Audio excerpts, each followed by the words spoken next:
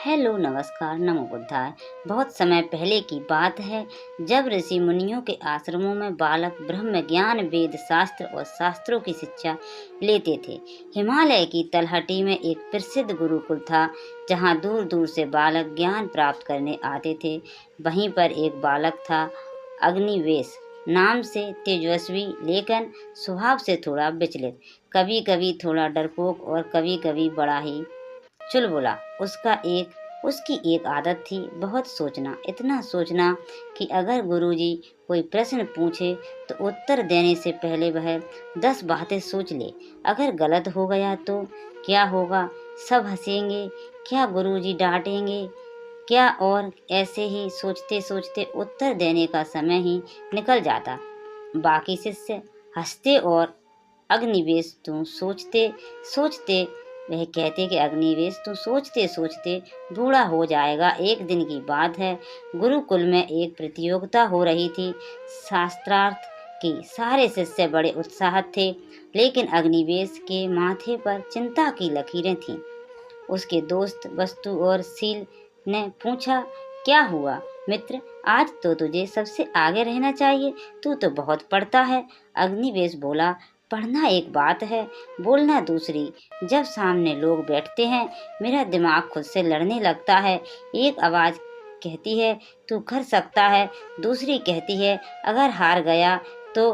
बसु इस हंस पड़ा, तेरे दिमाग में दो लोग रहते हैं क्या? उसी समय आश्रम के गुरुपति महर्षि वात्यायन, जो गंभीर ज्ञानवान और बड़े ही चतुर थे, उन्होंने सब सुन लिया। वे मुस्कुराए और बोले, अग्निवेश, लगता है तुम्हारे मन में युद्ध चल रहा है, और यह युद्ध तब तक चलेगा जब तक तुम यह नहीं समझेंगे कि असली खिलाड़ी कौन है, तुम या तुम्हारा दिमाग। अग्निवेश सिर झुकाकर खड़ा रहा। महर्षि ने आदेश दिया, कल से अगले 30 दिन तुम मेरे साथ रहोगे। न पाठशाला न प्रतियोगिता, केवल एक पाठ, मन का मर्म। अग्निवेश को लगा शायद उसे सजा मिल रही है, लेकिन उसने कुछ नहीं कहा और अगले दिन से महर्षि के साथ जंगल के भीतर उनके एकांत कुटी में रहने लगा। पहले दिन महर्षि ने अग्निवेश से पूछा, बेटा, क्या तुम्हें लगता है कि दिमाग तुम्हारा मित्र है या शत्रु? अग्निवेश बोला, कभी मित्र लगता है, कभी शत्रु। महर्षि हंसे, यही भ्रम तो जीवन की जड़ है, आओ इस भ्रम को मिलकर हटाते हैं। उन्होंने कहा। उन्होंने एक प्रयोग शुरू किया। हर सुबह सूर्योदय से पहले अग्निवेश को ध्यान में बैठना होता है और केवल अपने विचारों को देखना होता है, जैसे किसी नाटक को कोई दर्शक देख रहा हो। शुरू में अग्निवेश बोर हो गया। 2 दिन तक तो ध्यान में बैठते ही उसे भूख लग जाती। तीसरे दिन उसे लगा पैर शून्य हो गए। चौथे दिन वो सोचने लगा, गुरुजी मेरा समय क्यों बर्बाद कर रहे हो। लेकिन 5वां दिन कुछ बदल गया। उसने पहली बार अपने अंदर एक आवाज़ सुनी, क्या होगा अगर मैं असफल हो गया? लेकिन इस बार उसने जवाब दिया, तो क्या हुआ, सीख जाऊंगा। उस दिन पहली बार वो शांत हुआ। हर दिन महर्षि उसे अलग अभ्यास कराते, कभी बिना बोले 1 घंटा रहे, कभी आंखें बंद करके आवाज़ें पहचानो, कभी अपने अंदर उठते विचारों पर सवाल पूछो, तू कौन है जो तुझसे कह रहा है कि मैं डरपोक हूँ? और धीरे धीरे अग्निवेश को अपने भीतर एक नई रोशनी महसूस होने लगी। 20वें दिन महर्षि ने अग्निवेश को एक अनोखा कार्य दिया। जंगल में जाकर किसी ऐसे प्राणी को खोजो जो शारीरिक रूप से दुर्बल हो, लेकिन फिर भी सबसे सुरक्षित और शांत हो। अग्निवेश कई घंटों तक खोजता रहा। हाथी देखा, विशाल था लेकिन शांत नहीं। शोर देखा, शक्तिशाली था लेकिन क्रोधी। फिर उसने एक कछुए को देखा, धीरे चलता लेकिन सुरक्षित, कोई डर नहीं, कोई जल्दी नहीं। वो लौट कर आया और बोला, गुरुदेव, वो कछुआ जो बाहर से धीमा और कमजोर लगता है, असल में बहुत मजबूत है। वो जानता है कब बाहर आना है, कब भीतर जाना है। उसका शरीर नहीं, उसकी बुद्धि उसकी ढाल है। महर्षि मुस्कुराए, बिल्कुल ठीक कहा। अग्निवेश यही दिमाग का खेल है। बाहर से दुनिया कुछ और दिखती है, लेकिन असली शक्ति इस बात में है कि तुम अपने विचारों को कब बाहर लाओ और कब उन्हें अंदर की शक्ति में बदल दो। 30वें दिन महर्षि ने अग्निवेश को गुरुकुल में वापस भेजा, लेकिन अब वह वही अग्निवेश नहीं था।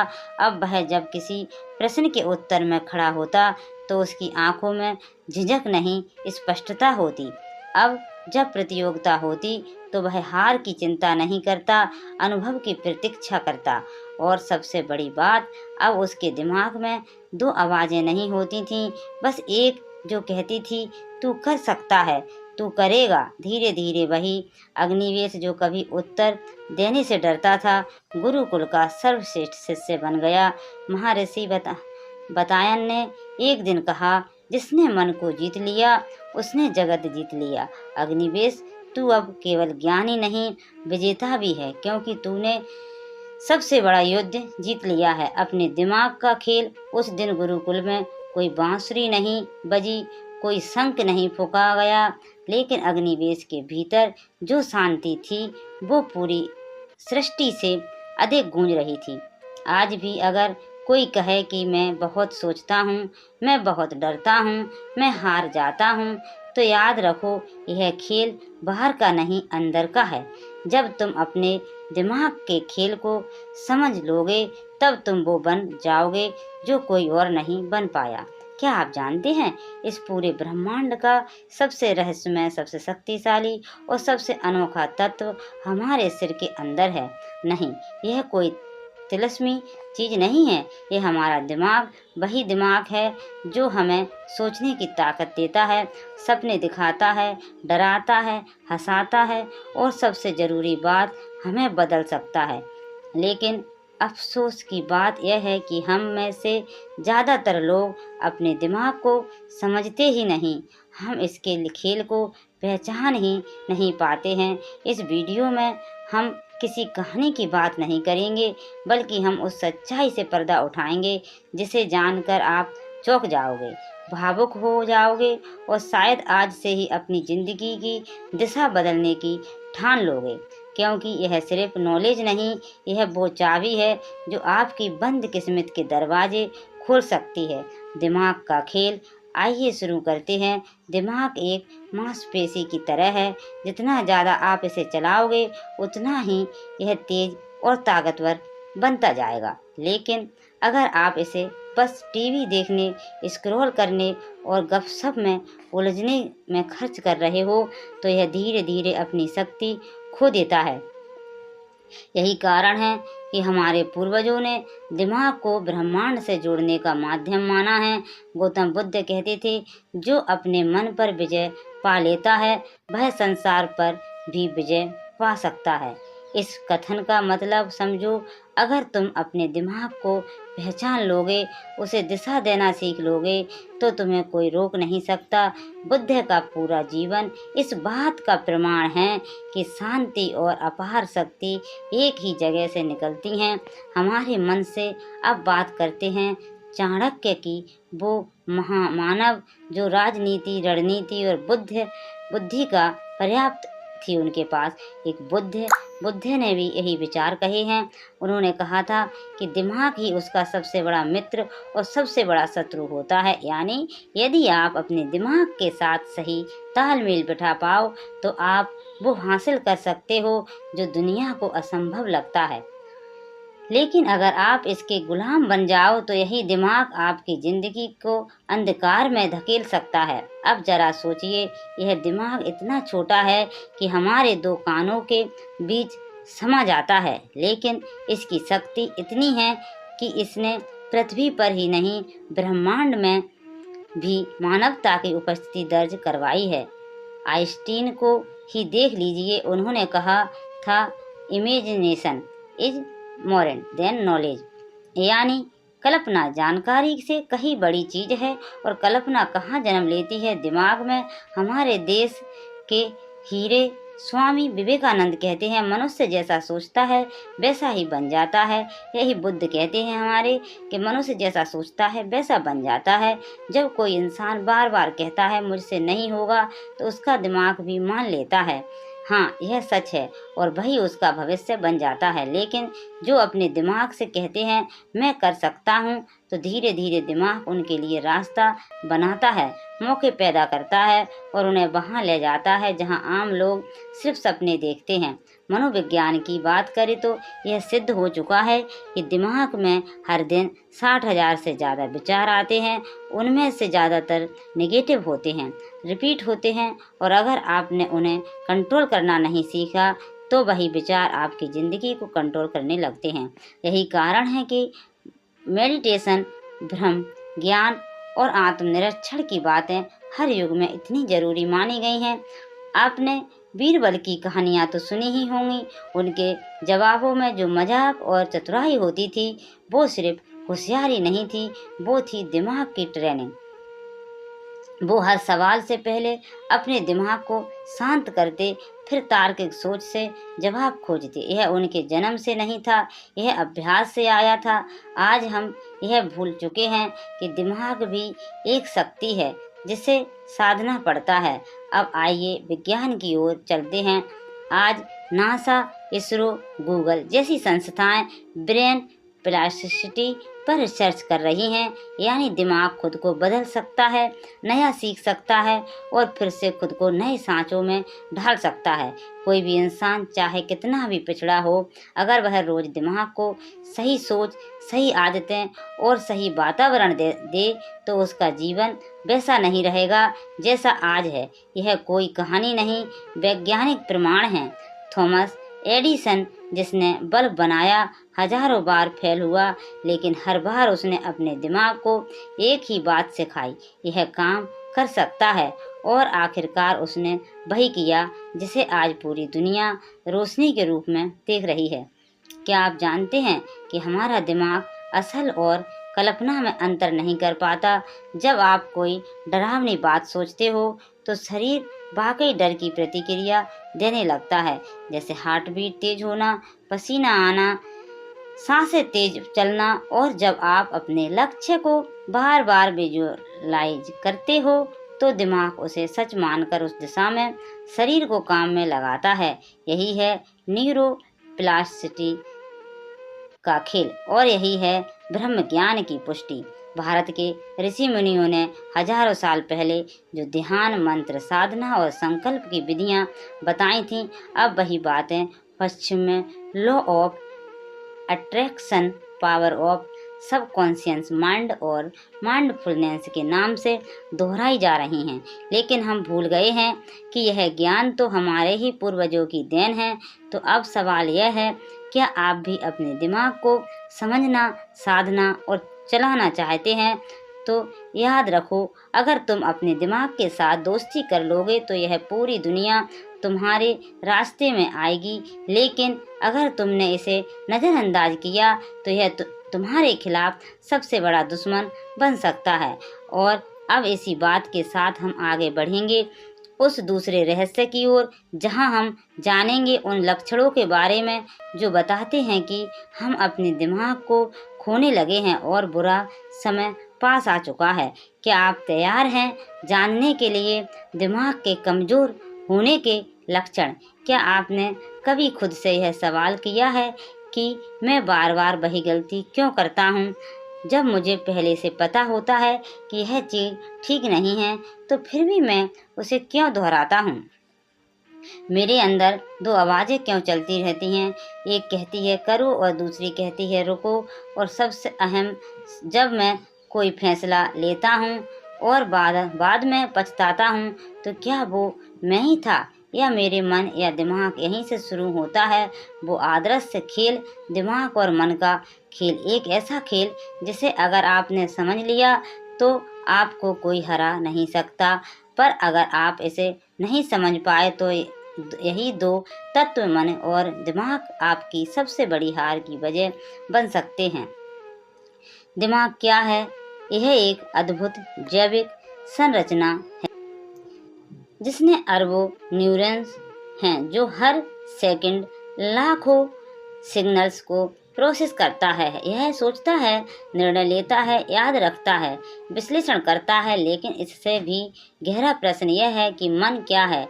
मन वह हिस्सा है जो इच्छा करता है, कल्पना करता है, डरता है, उम्मीद करता है, सपने देखता है। मन दिमाग का वह हिस्सा है जो तर्क नहीं करता, बल्कि अनुभव और भावनाओं से चलता है। बुद्ध कहते थे, मन ही सब कुछ है, तुम जो सोचते हो वही बन जाते हो। इस एक वाक्य में पूरी मानव व्यवस्था की चाबी छुपी हुई है। अब जरा रुको और सोचो। अब आप कोई गलत फैसला लेते हो तो अक्सर वो दिल की आवाज़ लगती है ना, लेकिन वो दिल की नहीं होती, वो होती है मन की। और मन अगर अनियंत्रित हो तो वह भटकता है, डराता है और आपको भ्रम में डाल देता है। जब कोई व्यक्ति यह समझ जाता है कि उसका मन भावनाओं का खेल है और दिमाग तर्क का, तो वह अपने फैसलों को नियंत्रित करना शुरू कर देता है। चाणक्य ने कहा था, जो व्यक्ति अपने मन को जीत लेता है वह युद्ध के मैदान में हजारों सैनिकों को हराने वालों से भी बड़ा विजेता है। क्यों? क्योंकि मन अगर नियंत्रण में है तो दिमाग अपनी पूरी क्षमता पर काम करता है। कभी कभी हम जीवन में गलत निर्णय इसलिए ले लेते हैं क्योंकि हम मन की आवाज़ को दिमाग की सलाह समझ बैठते हैं। उदाहरण के लिए, जब आप किसी इंसान पर भरोसा करते हैं जबकि आपके अंदर एक हल्की सी बेचैनी होती, तो वो बेचैनी दिमाग की चेतावनी होती है। लेकिन आपका मन उस इंसान की मीठी बातों में उलझ जाता है। परिणाम विश्वासघात। और फिर आप खुद से कहते हैं, काश मैंने अपने अंदर की बात सुनी होती। इसलिए ज़रूरी है कि हम अपने अंदर की इन दो शक्तियों को समझें। मन और दिमाग में फर्क करना ही आत्मबोध की शुरुआत है। स्वामी विवेकानंद ने कहा था, मन को पढ़ो और उसे समझो और तब तुम खुद को समझ पाओगे। उन्होंने इस बात पर बहुत जोर दिया कि मन को प्रशिक्षित किया जाना चाहिए, नहीं तो वही तुम्हें चलाने लगेगा। अब बात करते हैं उन मानसिक गलतियों की जो हम बार बार दोहराते हैं। सबसे पहली गलती, हम अपने विचारों को अपनी सच्चाई समझ बैठते हैं। अगर दिमाग कहता है कि तुम कमज़ोर हो तो हम मान लेते हैं। अगर मन कहता है कि तुमसे नहीं होगा तो हम रुक जाते हैं, जबकि विचार केवल आते हैं और चले जाते हैं। बुद्ध ने कहा था, विचार बिंदुओं की तरह होते हैं, अगर तुम उन्हें पकड़े रखोगे तो वे तुम्हारा अस्तित्व बन जाएंगे, लेकिन अगर तुम उन्हें बहने दो तो वे सिर्फ बादल की तरह गुजर जाएंगे। दूसरी गलती, हम हर चीज़ को जल्दी में तय करना चाहते हैं। आधुनिक विज्ञान भी कहता है कि जब हम किसी भी निर्णय में जल्दबाजी करते हैं तो हमारा ब्रेन एम्गडाला से प्रतिक्रिया करता है जो डर और आवेग से जुड़ा होता है। लेकिन जब हम ठहर कर सोचते हैं तब प्रीफ्रंटल कॉर्टेक्स एक्टिव होता है जो लॉजिक, योजना और दूरदृष्टि के लिए जिम्मेदार है। यानी ठहरो, सोचो, फिर निर्णय लो, यही जीवन को दिशा देता है। और तीसरी बड़ी गलती, हम मन को कभी शांत नहीं रहने देते। हमारा हमेशा किसी न किसी चीज़ की चिंता, भविष्य की उलझने या बीते कल का पछतावा हमारे भीतर चलता रहता है। यही दिमाग की दौड़ है जो हमें थकाती है, डराती है और गलत रास्तों पर ले जाती है। इसे कैसे रोका जाए? शांत बैठो, हर दिन 10 मिनट सिर्फ अपने विचारों को देखने की कोशिश करो, अभ्यास करो। इसे मेडिटेशन कहते हैं, पर यह कोई धर्म या परंपरा नहीं है, यह एक विज्ञान है।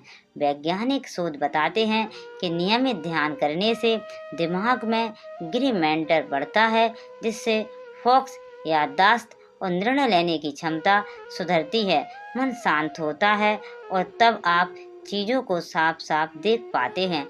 बीरबल ने एक बार कहा था, जो मन को संभाल सकता है वही राजा बन सकता है, वरना तो सिंहासन भी डर का घर बन जाता है। यानी सत्ता, सफलता, पैसा कुछ भी काम नहीं आएगा अगर आपका मन आपसे तेज भाग रहा हो। इस भाग दौड़ को रोकने का एक तरीका है साक्षी भाव। खुद को देखो जैसे कोई और तुम्हें देख रहा हो। आपने अपने विचारों को पकड़ो नहीं, बस देखो। यही एकमात्र तरीका है जिससे आप खुद को समझ सकते हो। मन को रोज समझाओ कि वो तुम्हारा नौकर है, मालिक नहीं। दिमाग को दिशा दो ताकि वह दौड़े नहीं बल्कि सोच कर चले। अब जब आप इन दो शक्तियों के बीच संतुलन बना लेते हो तो आपके निर्णय सही होते हैं, जीवन में ठहराव आता है और आत्मविश्वास बढ़ता है। तो अब तक जो आपने जाना वो यह था कि मन क्या है, दिमाग क्या है, हम क्यों गलत फैसले लेते हैं और कैसे इन दोनों को समझकर हम अपनी पूरी जिंदगी की दिशा बदल सकते हैं। पर कहानी नहीं यहीं ख़त्म नहीं होती है, क्योंकि जब हम अपने मन और दिमाग को समझ लेते हैं तब अगला सवाल उठता है, इनके पीछे जो असली कारण है वो क्या है और हमारे भीतर कौन से संकेत हैं जो हमें यह बता सकते हैं कि हम गलत दिशा में जा रहे हैं। कई बार हम सोचते हैं कि सब कुछ हमारे हाथ में है, हम अपने फैसले खुद लेते हैं, अपने रास्ते खुद तय करते हैं, अपने जीवन को जैसे चाहे वैसे चलाते हैं। लेकिन एक दिन अचानक हमें एहसास होता है कि हमने बहुत सारे फैसले बिना समझे लिए, कुछ ऐसे काम किए जो आज पछतावे की वजह बन गए, कुछ रास्ते चुने जिन पर चलकर हम खुद से ही दूर हो गए। और तब सवाल उठता है, क्या यह सच है मैं मेरे फैसले थे या मेरे दिमाग का खेल। दिमाग एक अद्भुत यंत्र है, लेकिन जब वो ही हमारे जीवन का मालिक बन जाए तो वह एक भटकाव बन जाता है। हमें यह समझने की ज़रूरत है कि दिमाग का काम है विकल्प देना, तर्क करना, सुरक्षा ढूंढना, लेकिन जब वही दिमाग हमारे ऊपर हावी हो जाता है तो वह हमें अपनी ही सोच में कैद कर लेता है। अगर आप इन लक्षणों को महसूस करते हो तो समझ लो कि अब वक्त आ गया दिमाग के खेल को समझने का। सबसे पहला लक्षण यह होता है कि आपका दिमाग बिना रुके चलता रहता है, जैसे कोई बंद मशीन जो कभी बंद ही नहीं होती। आप सोने जा रहे हैं होते हैं लेकिन सोच बंद नहीं होती। आप खा रहे होते हैं लेकिन दिमाग किसी और ही चिंता में डूबा रहता है। यह लगातार सोचने की आदत धीरे धीरे इंसान को थका देती है और इससे निकलने का पहला तरीका है मौन। हर दिन 10 मिनट बिना बोले, बिना मोबाइल, बिना संगीत खुद के साथ बैठिए। दिमाग खुद ब खुद शांत होने लगेगा। यह पहला कदम है खुद को फिर से सुनने का। दूसरा लक्षण यह है कि आप छोटी छोटी बातों में उलझ जाते हो। किसी की बात, किसी की नज़र, किसी का व्यवहार आपको दिन भर परेशान कर देता है।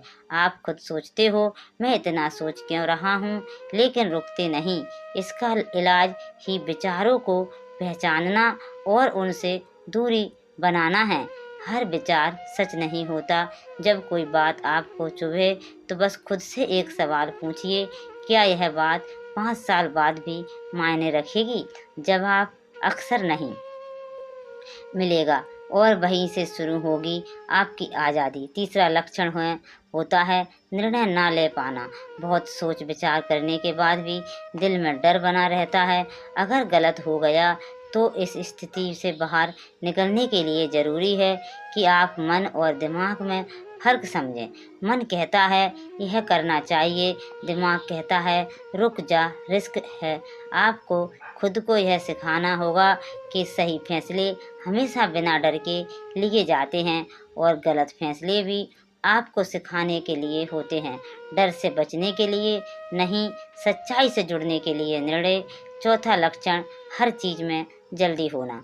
सब कुछ आज ही चाहिए, अभी चाहिए, लेकिन मनुष्य का विकास एक प्रक्रिया है, कोई इंस्टेंट रिजल्ट नहीं। इसलिए आप हर दिन खुद से एक चीज़ पूछिए, क्या मैंने आज एक भी काम ध्यान से किया? ध्यान यानी एकाग्रता, पूरी उपस्थिति। धीरे धीरे यह ध्यान आपको सब्र सिखाएगा और जब सब्र आता है तो दिमाग की जल्दबाजी खुद हार मान जाती है। 5वां और सबसे खतरनाक लक्षण, खुद को भूल जाना। आप क्या चाहते हैं, आप क्या हो, यह सब आप भूल जाते हो। आप बाहर की दुनिया से इतना प्रभावित हो जाते हो कि भीतर की आवाज़ दब जाती है। इसका समाधान है आत्मचिंतन। हर दिन 5 मिनट खुद से बातें कीजिए। मैं क्या हूँ, मुझे क्या अच्छा लगता है, मैं कैसे लेकर सबसे ज़्यादा भावुक हूँ, मैं किसको लेकर सबसे ज़्यादा भावुक होता हूँ। जब यह जवाब आने लगते हैं तब आप फिर से खुद को पाते हैं और इन 5 लक्षणों को पहचानने और बदलने का सबसे बड़ा तरीका है होश में रहना। जीवन ऑटोलेट पर मत चलाओ। हर दिन खुद से जुड़ो, सांसों को महसूस करो, अपनी भावनाओं को समझो। अब तक जो कुछ भी हमने समझा वो था दिमाग का खेल, लेकिन यह खेल यहीं खत्म नहीं होता। अब हमें यह जानना है कि इस खेल में जीतने के लिए क्या करना होगा। कैसे अपने दिमाग को गुलाम नहीं एक साथी बनाएं, कैसे अपनी सोच को शांति से जोड़ें और अपनी बुद्धि को सच्चे आत्मज्ञान की ओर मोड़ें। अब सवाल यह है कि क्या इस खेल में जीत संभव है? क्या हम अपने दिमाग को समझ सकते हैं, उसे संभाल सकते हैं और उससे ऊपर उठ सकते हैं? तो जवाब है हाँ, बिल्कुल संभव है, लेकिन इसके लिए आपको सिर्फ समझना नहीं, जीना पड़ेगा। सबसे पहले यह मान लीजिए कि आप अपने दिमाग नहीं हो। दिमाग आपका एक टूल है, जैसे एक मोबाइल, एक पेन, एक चाकू, जिसे आप जब चाहे उपयोग में ला सकते हैं और जब चाहे बंद कर सकते हैं। लेकिन आज हम दिमाग के गुलाम बन गए हैं। वो 24 घंटे हमें चलाता है, थकाता है, डराता है, उलझाता है। इससे बाहर निकलने का पहला कदम है साक्षी बनना। साक्षी यानी देखना लेकिन प्रतिक्रिया नहीं करना। जैसे कोई आपके भीतर सोच रहा हो और आप बस देख रहे हो। अच्छा यह विचार आया, अच्छा यह डर पैदा हुआ। जब आप अपने विचारों को देखने लगते हो तो धीरे धीरे वो कमज़ोर होने लगते हैं। आपके अंदर एक शांति पैदा होती है और वही शांति असली आप है। दूसरा कदम है मन और दिमाग के बीच की बातचीत को सुनना। मन भावना से चलता है, दिमाग तर्क से। मन कहता है मैं उड़ना चाहता हूँ, दिमाग कहता है गिर जाएगा। लेकिन जब आप इन दोनों को सुनकर कुछ समय लेकर निर्णय लेते हैं तो वह निर्णय स्वाभाविक होता है, वह आपकी आत्मा से जुड़ा होता है। तीसरा और सबसे ज़रूरी कदम ध्यान। ध्यान कोई कठिन अभ्यास नहीं, ध्यान का अर्थ है एक पल को पूरी तरह जीना। जब आप चल रहे हो तो सिर्फ चलना, जब आप खा रहे हो तो सिर्फ खाना, जब सुन रहे हो तो सिर्फ सुनना। यही धीरे धीरे आपके दिमाग को शांत करता है और आपको सच्चे अर्थों में स्वतंत्र बनाता है। और जब आप यह 3 चीज़ें रोज के जीवन में उतारते हो तब एक दिन ऐसा आता है जब आप अचानक रुक कर सोचते हो, वह अब मैं खुद को समझने लगा हूँ। अब मेरी ज़िंदगी में शोर कम और शांति ज़्यादा। अब मैं सिर्फ चल नहीं रहा, मैं दिशा में चल रहा हूँ।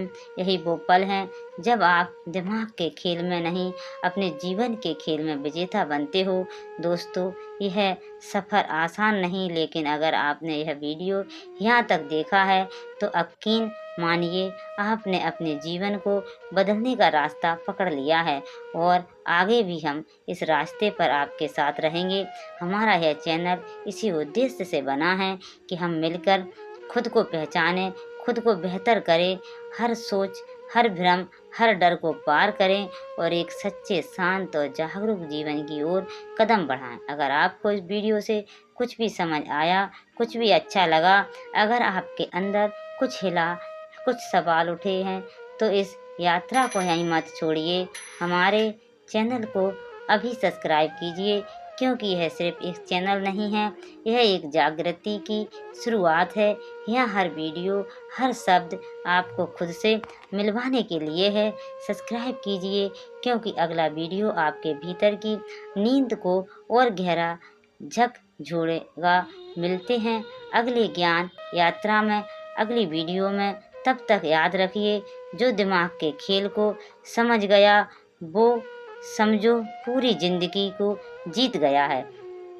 फिर मिलेंगे नेक्स्ट वीडियो में। जब तक आप हंसते रहें, मुस्कुराते रहें, खुश रहें। नमो बुद्धाय, नमो बुद्धाय।